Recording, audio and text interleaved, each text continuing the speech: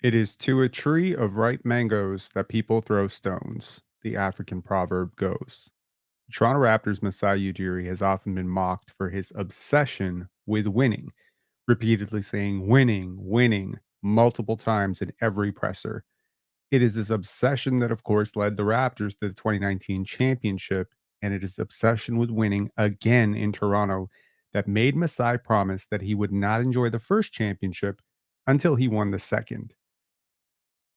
In explaining the decision to draft Scotty Barnes, the Raptors president spoke glowingly about the fact that Barnes had said the word winning 40 times in his pre draft interview. Darko Rajakovic, the team's newly hired coach, who did a lot of losing last year actually, also seems to have an unhealthy obsession with winning, speaking about winning on and off the court, how winning is key. When you hone in on how the Raptors navigated the 2024 NBA draft, you start to see that winning was again a high priority. The Houston Cougars guard, Jamal Shed, was the winningest player in college basketball. Davion Mitchell, who has been part of the winning culture in Sacramento, also had an 80 and 14 record between Auburn and Baylor. And then you start to consider Jacoby Walter coming off a 24 and 11 season. Jonathan Mobo, the Raptors' second round pick, the 31st overall pick, is coming off a 23 and 11 season with San Francisco. And Ulrich Shamshay has basically been winning life at every single stop. Consider the three players that the Toronto traded for last year that actually stuck around: RJ Barrett, Emmanuel Quickley, and Bruce Brown. Brown won the 2023 championship with Denver. RJ and Quickley were a big part of winning in New York. And then you factor in RJ's U17 win with Canada and his current run that he's on, and you start to see that there's a clear bias towards winning. But why does winning even matter? Why does it matter that Rajakovic is coming from organizations like OKC and Memphis, or that his lead assistant, Jama Malalela, just came off a 2022 championship with the Warriors, and that he was instrumental in sparking We the North in the first time around? Why is it that the Toronto Raptors chose winners like Danny Green, Kawhi Leonard, and Marc Gasol to join winners like Kyle Lowry, Serge Ibaka, and company to win the championship? If you're watching this later, let me know if you saw the trend. It boils down to one thing: the winner effect. The neuroscience of winning dictates that winning breeds more winning, and that conversely, losing breeds more losing. Now, we talked about how much winning impacts championships, how teams that won championships had a win loss record north of 50 wins on average the 3 years prior to winning a championship. It doesn't happen overnight. But this is due to how much winning changes our bodies and minds. This isn't unique to humans. The winner effect is a term used in biology to describe how an animal that has won a few fights against weak opponents is much more likely to win later bouts against stronger contenders. We can summarize Ian Robertson's book, The Winner Effect, as follows. Consider this as the part that you should really hone in on. The more you win, the more likely you are to win in the future. The more you lose, the more likely you are to lose in the future. Winners are recognized for the amount of power they have, losers for their lack of it. Social status, money, authority are all forms of power. Everyone wants power. Therefore, if you want to remain powerless and at the bottom of the hierarchy, you will be sick and you will die young. If you rise to the top of the hierarchy, you will be healthy and you will die old. The core concept of the book, The Winner Effect, refers to the phenomenon where a single victory in a competitive situation can lead to an increased confidence, altered brain chemistry, and a higher likelihood of winning subsequent competitions.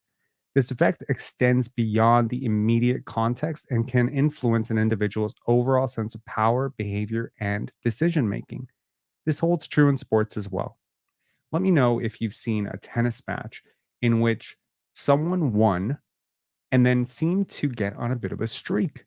In fact, the victor in a close tennis set, right? So when you're watching tennis, we have sets, matches. So when you win a set by a narrow margin, you are 60% more likely to win the next set. Conversely, if you lose by a close margin, you're 40% likely to win the next set and therefore 60% likely to lose the next set. This can also be seen in anecdotal examples like shooting streaks, how a player who starts a game 0 for 3 is more likely to have a bad shooting night than a player who starts 3 for 3. The flip side of the winner effect is that for all the confidence that winning creates, it can also breed arrogance. The Raptors saw that side of it too. On the one hand, they had more regular season success in the year following Kawhi Leonard's departure, which of course makes absolutely zero sense at all when you consider how much older they got. The fact that they had replaced Kawhi Leonard effectively with Stanley Johnson, that's the winner effect doing its job. These men believed themselves to be champions. They walked around like champions. They had habits like champions. When they lost the game to a team that was inferior to them, they said champions don't do that. And of course, there's a limit to that, right? The Raptors followed that season up by missing the playoffs 3 out of 4 seasons, losing their minds, making win now moves to preserve some semblance of power they were slowly losing grasp of. In a sense, trying to avoid becoming irrelevant, they chased relevance to their detriment and effectively became irrelevant. Trade after trade backfired. They kept trying to import winning. When you think about the players they actually traded for, think about this deeply. Thaddeus Young, Jakob Poeltl, Dennis Schroeder. Dennis Schroeder coming off the win with FIBA in Germany, clinging on to Fred and Pascal for way too long. Consider Otto Porter Jr. coming off a championship with the Warriors, a player I still adore to this day, but one whom most would argue didn't pan out for Toronto due to health. This entire viewing bias comes from the eyes that see winning and losing players very differently. But to what extent does importing winners impact winning? Could you, for instance, take the 8th to 14th best player from the last 3 championships and create a winning team? No, I don't think you can. But for at least a little while, you'll be much more successful at implementing winning habits and a winning culture. Contrary to popular belief, winners and losers think very differently, behave and react differently. And once a player endures extended periods of losing, especially a player who is losing within the losing culture, the losses start to shape their identity. Okay. So a 7-minute intro was not what I thought that was going to be, but hopefully that lays out the groundwork for what I want to talk about today, which is the winner effect. Enjoy the morning coffee. We got 2 comments already. Let's talk about this. Jason Watson, do you sleep, my man? I know this is like the pot calling the kettle black. All right. So before we start off talking about the winter effect and how it has not only positively but also negatively shaped the Raptors, I want to say we are inches away from 11,000 subscribers. I've mentioned this number many times. 11,000 was the goal prior to August 4th, and I hope that we get there. But if you are not subscribed, consider subscribing. It has taken me a really long time to understand what I'm doing with this channel, honestly. I look at videos that I did a year ago and I'm thinking to myself, were these better than the ones I'm doing now? These low light films, the Christian Coloco video. I love that Christian Coloco video. Am I stagnating? Have I fallen off? Am I doing worse? I don't know. I hear a lot about the progress I've made as a person, but have I made that same progress as a content creator? I think these are important questions to ask. Someone the other day, after seeing the interview with Ulrich, Ulrich's trainer, mentor, etc., suggested somebody else. They put me in touch with somebody else, and I had to decline the interview. And that's when reality set in for me about who I am as a person. I am not capable of interviewing someone that I don't like or that I don't respect or that I don't believe in without telling on myself. I can't interview Jalen McDaniels' trainer and not act like I don't believe in Jalen McDaniels. I can't do that. I don't know how to do that. I don't know how people do it. Maybe these people believe in everybody. Maybe they believe in nothing, but I don't know how to lie. So I'm not going to. I'm going to keep doing what we're doing. And what we're doing is creating really unique Raptors content. It may be a little niche. This video is definitely going to be pretty niche. We're talking about neuroscience. We're talking about the neuroscience of winning and losing. So let's talk about it. I do also want to say welcome to August. And, to those of you who are having a good year, continue having a great year. And to those of you who are not having the greatest year, I want to remind you that there's quite some months left in this year. You have August, September, October, November, December. You have 5 months left in this year. So make the most of it and make sure that when you ring in New Year 2025, that you can say that you're proud of this year. I will certainly take my own advice on that. Okay. So, in terms of winning and losing, the science on this is clear, right? Neuroscience and psychology have come a very long way in terms of helping us to understand how our minds are impacted by positive and negative outcomes, positive and negative feedback. There's a big matzo ball, of course, the big elephant in the room, which is that the Toronto Raptors' current win loss over under is 30.5, which is maybe not where you want to be, right? With Cooper Flag, with Ace Bailey at the end of this, you really don't want to be a 30-win team this year. And that's sad because that's probably where the Raptors are going to end up.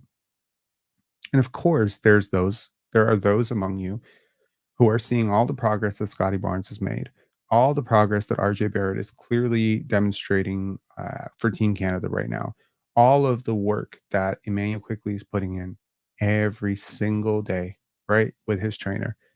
You're seeing all of that and you're saying, okay, but we still need to tank. And I hear you. I get that.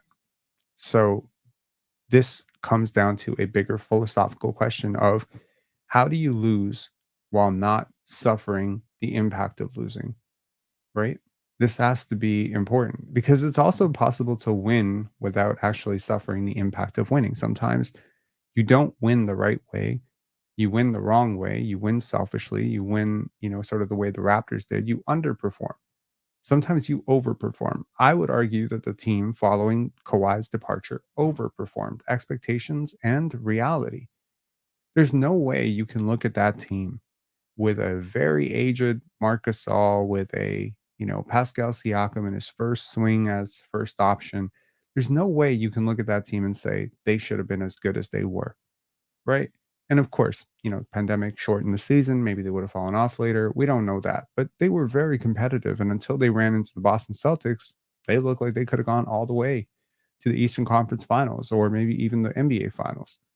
So you look at that team and you're like, shoot, like, was that championship team damn good? Of course it was. It was very good. It was filled with a lot of players who played the right way, who had a lot of winning habits. And of course, subsequent moves, like the ones I alluded to in the intro, where you're taking in guys like Otto Porter, right? Who just came off a championship with the Warriors. You're taking in guys like Bruce Brown. And I think that sometimes this might be a misguided approach because tends to be that winning gets overvalued contractually anyways, so maybe a better option is to actually take players like PJ Washington, right? Players who are on losing teams, but who are better than their situation. Maybe that's the outcome, right? But the Raptors haven't gone that way. The Raptors are clearly prioritizing buying on the premium winners, right? Taking guys out of winning situations. But then is it really about the win loss column? Because I would certainly argue that the San Antonio Spurs haven't done a lot of winning in the last 5 years, and yet they still have a somewhat winning organization that has winning habits. Even when the Miami Heat are not winning a lot, they still tend to produce winning players. It's ironic that the Raptors tend to do a lot of business with teams that are quote unquote winning teams. The Miami Heat, San Antonio Spurs. These are the teams that are the most frequent trade partners for the Raptors over the last few years. And it does not surprise me at all that they tend to actually prioritize similar players in the draft. And it's because they have similar set of values. Similar set of values will lead to similar sort of an overlap in how you evaluate prospects and will ultimately lead to somewhat of a Venn diagram overlap of the types of players that you're going to be trading for and trading against. So ultimately, the Raptors, the Heat, the Spurs are good examples of good culture in the NBA. And yet, you could argue the Spurs and the Raptors have done a lot of losing. So what's the flip side? And that's the winner effect in a nutshell. Imagine you're at a casino and you've got, you're playing blackjack or whatever, you're playing roulette, you're playing one of those, and you're on a hot streak, right? You think you can't lose. You don't realize the house always has the advantage. You don't realize that, the longer you gamble, the more money you lose. You don't know that, right? You think, no, no, no, no, no. I'm feeling good. I'm feeling good. You start chasing the high. And to some extent, confidence is a good thing, right? Within checks, within limits, confidence is a great thing. And You might actually continue to win for a few more rounds until you sustain a very humbling loss. And that's when reality starts to set in. But of course, you are obsessed with winning. You have an identity of winning. You've marked this day as the day of winning. And so you now want to get what you just lost back. And that is when you crap out. That's when you sit at the table and you turn $50 into $5,000 and you turn $5,000 into a $1,000 deficit. That's how it works. And that's effectively what's happened for the Toronto Raptors, in my humble opinion. Because, when you bat 100 in the draft over and over, when you continue to produce miracles out of nothing, like OG Anunoby, 23rd pick. Yep, we turn him into a sub all star. Pascal Siakam, 27th pick. Yep, we turn him into an all star. No problem. You start to walk around with your chest very puffy. You start demanding, that of yourself. And of course, it's earned. The Raptors did not fall ass backwards into anything. They scouted their asses off. They developed their asses off. They do a great job, right? But when you sustain this level of success over a period of time, no wonder you're trading away first round picks like they're tissue paper. You don't care because you're like, it's that old Jay-Z line. Some saying they made Hove say, okay, so make another Hove. Okay. Okay. So if I'm so replaceable, go make another one. So go find another OG Anunoby. Go find another Pascal Siakam. They don't grow on trees. They do not grow on trees. You just saw it. OG and Pascal are being currently paid a combined $86 million by general managers who see them as very unique players. You just paid Scotty Barnes more than that because he's also a very unique player. So, to some extent, the last 3 to 4 years can be seen as a very humbling reminder of what happens when the winner effect runs amok, when it goes too far, when you start to maybe overvalue your own opinions, when you start to there's like clear oversights. You saw a completely different Masai Ujiri, the last 2 years. There's almost like a sense of embarrassment. Like he's almost attending these pressers like he's apologizing. Like it's almost like he could just wear a shirt saying, "I'm sorry you had to endure this," right? He hates losing. And there's a reason for that. He's lost a lot in life. He's lost a lot of things. He's lost a lot of people. He's lost jobs. He's lost opportunities. And he's been on what I would consider the most generational winning streak in all of sports. When you consider where he started to where he's ended up, Masai Ujiri might be the ultimate winner of winners. So when he takes a setback, like the last 4 years could be considered a setback relative to the sustained success that the Raptors enjoyed. The last 4 years, aggregate, have been a setback. They've been below 500. They've missed the playoffs in 3 out of 4 years. They've had trades that haven't worked out. And so this was a humbling reminder to him that he is not God. He is not infallible. He is not someone who is immune to the same casual mistakes that lesser general managers than he make. Because you see, when you win a championship in Toronto, it means more. I hate to say it, but it's true. This is not an organization that had championship aspirations when he got here. They were not. This was an organization that would, quite frankly, have celebrated a 55 win season like it's the greatest thing in their memory. The two best years prior to Masai Ujiri's arrival in Toronto were 47 win seasons in which the Raptors got bounced in the first round and the second round. The Raptors had never been to a conference finals prior to Masai Ujiri. So even the fact that they've been to two is pretty remarkable, even though they lost the first one. Winning is a weird thing. You set a standard for winning, it starts to change everything. And it is important. It is important when you consider the other side, which is losing. Losing creates an identity crisis in a person, especially, by the way, a person who is used to winning. A person who is used to winning that goes into a situation in which they are forced to lose for a prolonged period of time. Take, for instance, Cade Cunningham in Detroit. That is something that can destroy you. Absolutely. It can really erode your mind. You can start to numb yourself out. You can start to zone out completely. You can start to take you could stop enjoying basketball completely. Losing is not fun. Losing is not fun. And I don't think losing was fun in the 90s, but I especially don't think losing is fun today. The pressure, the immense pressure of this stupid thing that we have in our hands at all times, that these players are constantly checking their DMs and their mentions, and they are seeing everything. They're seeing everything. If they're not seeing it, they have people in their life who are sending them stuff. So when they have an 0 for 15 performance, or when they sustain, a 22 game, 25 game losing streak, and they're the talk of the whole world, when Cade Cunningham has international reporters asking him if this is the worst team, and he's having to say, no way are we that bad. He's breaking, man. I don't need to psychoanalyze Cade Cunningham. Never met him, but this is destructive for the identity.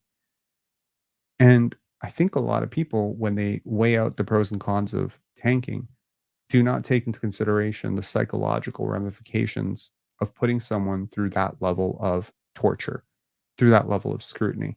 Because certainly, as much as the Toronto media right now are going to be able to say, oh, yeah, we should tank for Cooper Flag, we should tank for Ace Bailey, we should tear it down. Scotty Barnes is a bum, RJ Barrett's this, Emmanuel Quickly's this. As much as they're going to say that now, as much as they'd be willing to commit that to an article today, watch the Raptors get on an 8-game losing streak and see how much these same people will tear these players to shreds. Watch, one guy get injured, and suddenly all the concerns about, because this is the narrative cycle. This is where we're at. Unfortunately, as a society, we have to go through this. Winning is a double-edged sword. Personally, as someone who's watched the Toronto Raptors now for 24 years and rooted them on as my team, I can say that right now, I feel we are at the precipice, or at the start of something absolutely beautiful, especially if we get Christian Koloko back. But even without Christian, this entire core of young players, this coaching staff, these role players, the ascending core of BBQ plus Grady. This is good basketball being created here. So, what you need to do is you need to manufacture self-esteem, right? Because if you do end up a 30 win team, it's very possible that you can amplify the effect of those 30 wins and minimize the effect of those 52 losses. Competitive losses breed more confidence than blowout losses, naturally. It can be a bit of a bummer, stinger to lose at the buzzer, but at the very least, you were there. You were in it. Your parlay will still say it's a loss. A loss is a loss. The win-loss record still says a loss is a loss, but playing the right way builds good habits, builds good confidence, right? Play groups, good practice habits, scrimmage, progress. See, that's the thing that I think we miss about winning and losing, is that when a player, right, if you can shift the perspective of a player. I want to put on my Darko Rajakovic hat on. Okay, we're from the same city. I know he knows 5,000 times more about basketball than I do, but let me just pretend to be Darko Rajakovic for a second. And I want to shift the narrative on wins and losses to a triangulated sort of approach to this. Like I want to look at this from multiple angles of winning, right? So I want to talk to my team, and I want to say, okay, guys, we're going to go out every single night and we're going to do our absolute best to win. Okay. We're gonna do winning stuff. If you do losing stuff on the court, like you don't get back on defense, you're gonna get benched. That's not gonna be it's not gonna be excused because you're on a young team. No, it's not gonna be excused. We're gonna get better every single day. You are gonna win because you're gonna be a better player at the end of the year. So individually, you are going to win, and as a team, we are going to win. Now, if all of this winning off the court, right? We're going to win off the court. We're going to do social stuff. We're going to implement good habits. We're going to go and we're going to be parts of our community. We're going to be active parts of our community. We're going to communicate properly. We're going to learn new concepts, new things. We're going to learn new books. We're going to experience new things. Have you realized, have you noticed, by the way, a very, very drastic shift in Scotty Barnes's mannerisms, speaking, cultural appetites?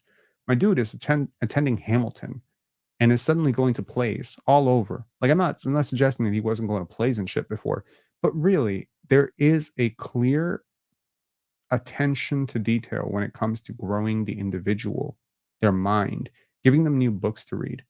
Every single week, you got to give these players books to read, right?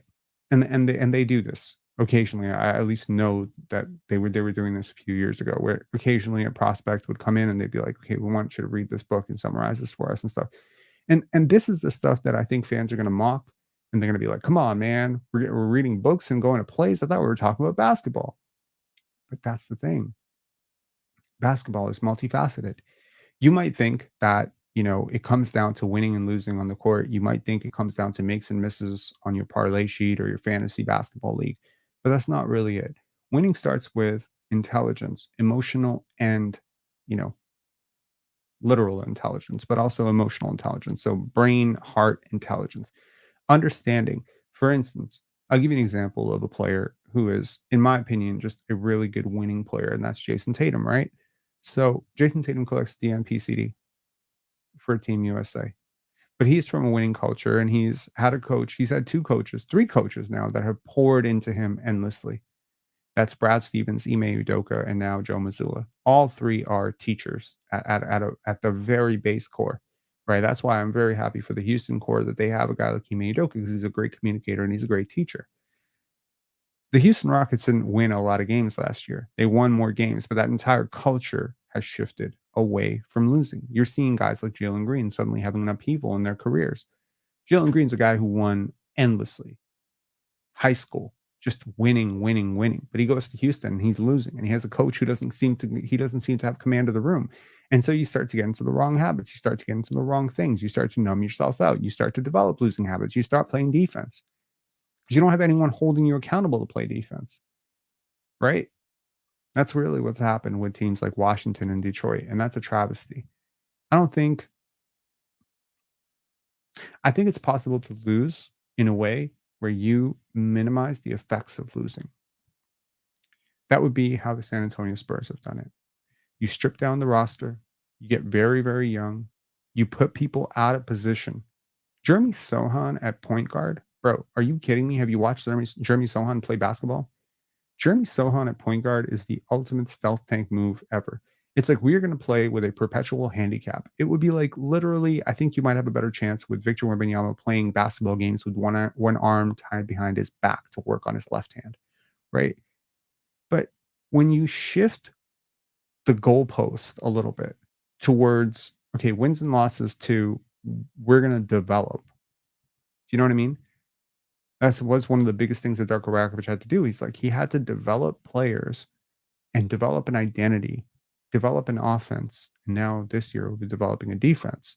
And he had to do all of this while simultaneously managing a boatload of trades, a boatload of controversies, and a lot of off-court issues between Christian and Jonte and RJ, Pascal, OG. There's so much stuff that happened. The idea that people do not respect this man to this day, say he's soft, say he's a company man, say he's this and that. Ultimately, in my opinion, it just points to, I think it points to a clear bias. I think it points to a clear bias, or it points to a clear misunderstanding of how winning is done. Dwayne Casey may have not been the best coach, but he was a great coach for developing winning habits. Even when you're getting swept in the first round, you're still developing winning habits because he is a winning person. He is a person who has understood. Why did it not work in Detroit? Anyone's guess, honestly. Maybe it takes more than Dwayne Casey. Maybe you need a Dwayne Casey plus Masai Ujiri there amplifying the message, plus you need vets, plus you need a Kyle Lowry, right? Maybe you needed more than that. Maybe if the Detroit Pistons had a prime Kyle Lowry to go along with Dwayne Casey, maybe then they could have shifted their culture. But they didn't have that. They had a bunch of kids who didn't know how to win. and a coach who wasn't nearly good enough schematically to get them there. And so the losing continued. And it has continued, and it will continue to continue. Tobias Harris is not changing this. A coaching change is not hardly ever going to be enough. You need so much. You need winners, right? You need people who understand how to win. Garrett Temple is way past his prime, but he is a person who understands how to win off the court, right? He's a person who has managed his life nearly perfectly off the court. Thaddeus Young was a great example of a person that you would want around these kids at a young age so that they can learn what it means to be a person who's played over 1,000 games, how you need to prepare your body, right? Not everyone is going to be Kobe Bryant. You need to see examples in front of you, mentors, guidance. If you've ever been successful, tell me how you became successful without a mentor. Most people can't. I certainly can't. I didn't. Mentorship is so important. And so the Toronto Raptors will have to now thread the needle. They will have to not only navigate their own clear bias towards winning, which they do have a bias towards winning, so that they do not repeat the mistakes of the past, which is to say, they do not support a core that does not require supporting with panic win now moves in which they trade multiple first round picks. Think Jakob Pertl, Thaddeus Young, etc. They need to think about this. They also need to think about this idea of protecting themselves from themselves, which is to say that there is a human element to see things through. That when things are going well, we assume they will go better. So if the Raptors draw, I haven't looked at the Raptors schedule this year. I don't even think it's come out yet, but the preseason schedule just came out and so did the new logo. That's pretty cool. But if the Raptors start out really hot because they had a soft schedule, that's not a reason to get overly high on your own supply, right? So therein lies the bias towards winning and losing, and how bias can sometimes taint our perception of what is actually happening on the court, right? You know, there's a reason that very often teams that are up really big often end up surrendering the lead. They don't just keep building the lead. Like when you watch USA versus South Sudan today, and the USA built up this 22, 23 point lead, and then suddenly South Sudan came right back. There's a human element to all of this, you know, like the people who are winning and losing are ultimately human beings with brains and hearts and bodies, just like you and I. They bleed the same way I do, the same way you do. And they have human tendencies because they are effectively human beings. And so they have this natural tendency that when you're up by 25 or 30 against a team that does not seem to be very competitive, you're going to take your foot off the gas. It takes a very rare type of individual trying to make a very poignant point, you know, like someone like a Michael Jordan with the obsession of like, we're going to go beat Angola by 60 points. That's very rare. It's a psychotic trait. And frankly, you know, it's maybe should not be mirrored, but I'll understand that it is very, very revered. It's often revered. I Rightfully so. Rightfully so. We love killers. We love athletes who go out and try to embarrass their opponent, right? We love Kobe Bryant scoring 81 points. We love guys, you know, trying to beat teams by 50 and 60 points. We don't necessarily call that unsportsmanlike, but nevertheless, my point is the Raptors need to protect themselves from themselves because they clearly have a bias towards winning. They have a bias towards winning players. Has it cost them at some point? Did they look at a player like Khalil Ware and say, we don't really like this guy. He didn't win enough. And then maybe they overlooked him, right? Or are they correct? Are they correct? Do they have potentially players that they would have traded for, like a PJ Washington? Was there a PJ Washington trade available and they just looked at it and like, I don't want to trade anyone from Charlotte. Charlotte's a losing culture. We don't want losers on this team, right? Did they ever do that? Do they have a bias that they need to evaluate? Number one, I think that's a really important question to ask because their last, you know, several draft picks, not to mention their multiple trade targets, their rumored trade targets, etc. All of these players seem to be coming from either winning situations or they have historically won championships, etc. So maybe that's something where you understand the logic of wanting to import winning, but please understand that there are certainly good players on bad teams and they should not necessarily be thrown out with the bathwater, the baby being thrown out with the bathwater. So that's one bias. I think that should be a takeaway. The second takeaway, of course, is that I believe the Raptors have finally come out on the other end of the winning effect, which is to say that they sustained a large or prolonged period of winning in which their winning created or their winning mentality or their obsession with winning created actual winning on the court and off the court. And then they were burned probably through, complacency, ego, et cetera, things that happen to normal human beings. Look at Joe Dumars in Detroit. You don't win forever, right? It's a very rare individual that sustains no losses in life. Most people lose. Most people lose at some point. It's how you bounce back from those losses that really carries you through life. And I think Masai Ujiri's mission, as much as I, psychoanalyze the shit out of Ulrich Shamshay and what drives him building hospitals in Bafang and all that stuff that we did in the two videos prior to this one where we interviewed Joe Tuamu. Please check that video out. It's close to 7,000 views. If you haven't already watched it, as much as we talked about that, the mission that Masai is on is even greater. When you look at what Masai is doing in Kenya, when you look at what Masai has done in Nigeria, when you look at what Masai has done in Rwanda, specifically Rwanda, you realize this guy is carrying like an entire continent on his back. And ultimately, his ability to influence change in his home continent is going to come down to securing power within the Raptors organization. Winning with the Raptors will impact how he is seen by his peers and contemporaries. You don't want to be the, you know, massively overpaid guy that the organization doesn't like, is on the hot seat, etc. This taints your perception around the league. It taints your perception with African, thought leaders, etc. And of course, you know, this is cosmetic, it's temporary, but it does matter. It matters that you are the championship general manager or the championship president versus the president of the team that just had the worst record in the NBA. Do you think that, do you think that the president of the Detroit Pistons, Troy Weaver, do you think he's going to go to his next job and be like, I'm here to bring winning culture? They'd be like, who the hell are you? You don't get to keep it forever. That's the thing. And I like the fact that the Raptors are not complacent about their last championship. So right now we've seen the entire arc, and I believe right now the arc is trending up again. Again. I like to view trends. I like to do the trend analysis. It's kind of an obsession of mine ever since I worked at a hedge fund, ever since I got into stock trading. I've always been obsessed with spotting trend reversals. That's always fun for me. When a stock goes down for 7 straight days, me personally, I'm not trying to map bottom. I'm trying to map up. I'm trying to map when it shifts. I'm not, compulsively buying like a crazy gambler every single day it goes down. I'm like, oh, tomorrow it'll go up. No, we're not trying to chase bad losses. We're trying to understand when the trend reverses. And when trend reverses, it's usually when there's sustained, or when there is enough sufficient evidence to suggest that something has changed in the thinking of the individual who is consistently losing. And I do believe that the Raptors have shown a willingness to accept what they've done wrong for the last 4 years, and they've changed.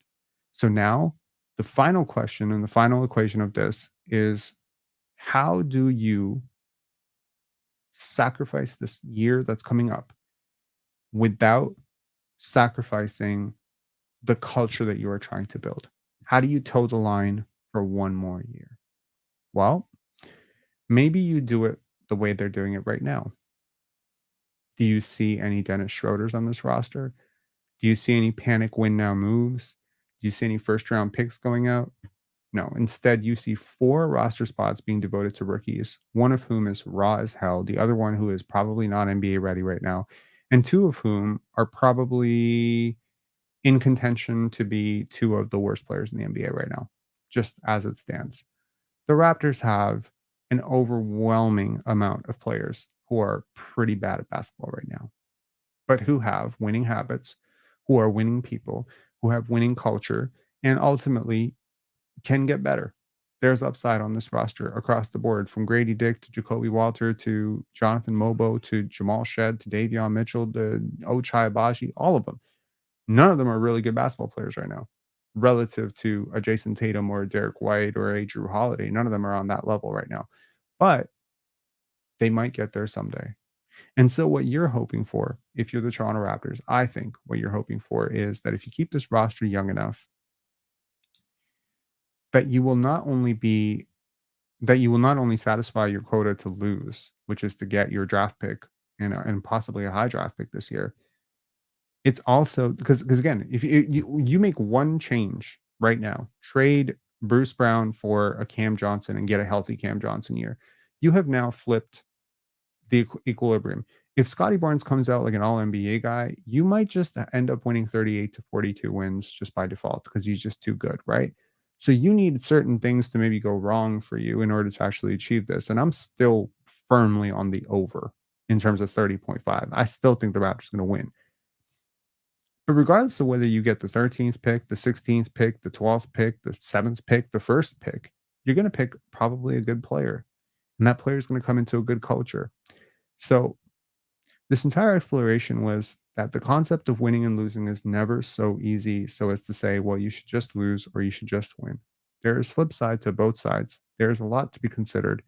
And I hope that this discussion can lead to a lively discussion in the comments about really what is the impact of losing? What is the impact of winning? What is the way to do it so that, yeah, you want to tank for a Victor Wembanyama or a Tim Duncan, if you're the Spurs, or maybe for a Cooper Flag or AJ Debonsa if you're the Raptors.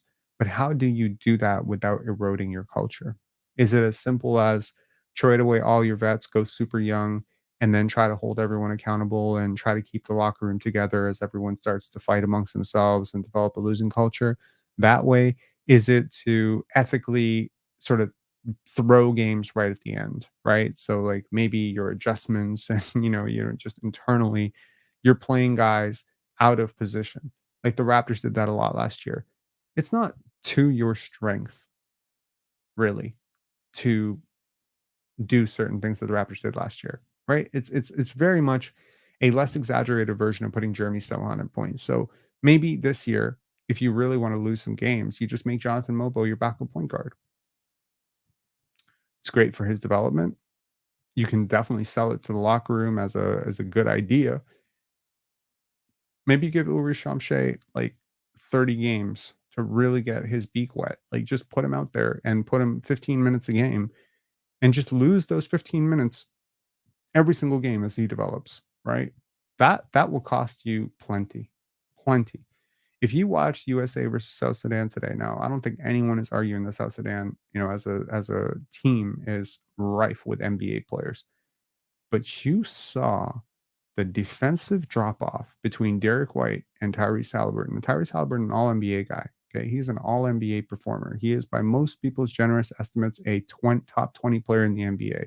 South Sudan does not have a single player who is even remotely top 200 in the NBA. Not even close. Okay. Don't talk to me about any of their players. Like, there's a good team. I'm very much supporting them. I love Luol Deng, but don't tell me individually they have a single player who can touches Tyrese Halliburton. Tyrese Halliburton comes into the game. Derek White literally goes out of the game, and I think 7-0 run for South Sudan. It was right away. It was right away. They attacked him every time. Why? Well, see, that's the point. See, if you play one bad defender, your defense can be out of whack. But you don't have to play a bad defender if you just say, RJ Barrett, this entire year, we're going to make you our point of attack defender. Is that a way to ethically lose? I think that's a great way to lose personally. RJ Barrett, we don't like your defense. We hear that you want to get better at it. So you're going to get the toughest assignment every single night, and we're not going to help you. We're not going to throw double teams your way. We're just going to live with the results of you getting fried defensively every single night until you put up or shut up. Scotty Barnes, you're not a great point of attack defender and not a great, screen navigator. We're going to put you higher up in the defense. We know that you thrive lower, but we're going to put you higher in order to facilitate your development in this area. Scotty, we know that you prefer to be down on the block or whatever, but we're going to ask you to shoot 10 threes a game. Emmanuel Quickly, we know that your tendency is to score, but we're going to make you a passer. Ochai Agbaji, Grady Dick, we know you're not necessarily, ready for primetime minutes in the NBA right now, but we're going to put you out there for 25 minutes a game. We're going to live with the results. And so whatever, you win moments. You'll win moments. You'll play an ideal lineup and you'll win that lineup.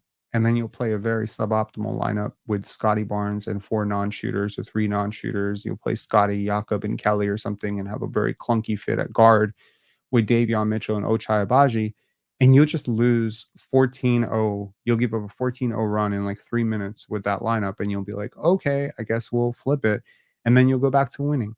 So again, I'm not suggesting conspiracy here. What I'm suggesting is that to some extent, you need to find a way to lose if you are planning on losing. I'm not suggesting losing or winning. I'm very much, I don't have a dog in this race. I don't care. Personally, I'll root for either side. If the Toronto Raptors decide to be a 50-50 win team this year and they decide to gun for it and they decide to, trade some players to make that happen, I'm for it.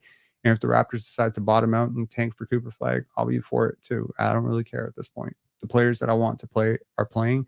The players I want here are here. So I don't really have any issue with what you want to do. Do whatever you want to do, right? But what I'm saying is if you plan to win, win with youth. And if you're planning to lose in a way so that the players who are being asked to lose do not become the Detroit Pistons. Because as we have talked about to death up until this point, 45 minutes in, maybe I'm rambling at this point. I apologize. There are significant effects to winning and losing that the Raptors are clearly mindful of, but I hope that the fans and media can be mindful of as well. And we have 9 comments, and I'll answer them and we'll get out of here. DR Next 24 saying, keep up the good work. Thank you very much. Jason Watson saying, hit the like. Thank you. Sir Twerks a lot. Hi, big fan of the lives. I've been watching you since you had 500 subscribers. Keep up the good work. Sending good vibes from Saskatchewan. That's awesome. Thank you so much. Ocean God. Koloko at center, Shamshay at 4, Scotty at the 2-3 with Barrett and IQ at the 1. Well, that would certainly be very, very interesting. George saying, so you saying we should tank for a high lottery instead of playing for the play-in and land in a high mid lottery. I'm saying whatever you do, build winning habits. I know that sounds somewhat cliche and it sounds like a bit of a cop out, but there is real neuroscience evidence, psychological evidence to suggest that players who develop winning identities have physiological changes based on the winning that they are doing and that ultimately you're setting themselves up for more success. It's foolhardy and quite crazy to think that you can just throw an entire year that you don't manage it properly because I really don't think that teams like Charlotte, Washington, and Detroit are managing their losing properly, right? So what I'm saying is if you are going to win, win with youth, right? If you're going to win, don't import a Dennis Schroeder to prop your win total up by 4 because you yourself are selfishly invested in this idea of becoming a winner. It's not okay to, win with Fred VanVleet and Jakob Pertl pick and roll because that's going nowhere. That's being in the middle. That's effectively what Masai Ujiri said he didn't want to do, which is ideal, which is ironically exactly what he ended up doing, right? So interesting how often defining what we don't want creates it. I don't want to be like my mother. I don't want to be like my mother. And the next thing you know, you have 85 things in common with your mother. It's a very common thing. Psychologically, saying we don't want something over and over will actually bring it about. Sounds a little kooky, but it's true. So, what I'm saying is that we want to make sure that if we are going to be a 20-win team, that we do so the right way. And that if we're going to be a 42-win team, it's going to be done the right way. What I'm trying to orient, hopefully, Raptor fans away from is living on wins and losses as the barometer for success.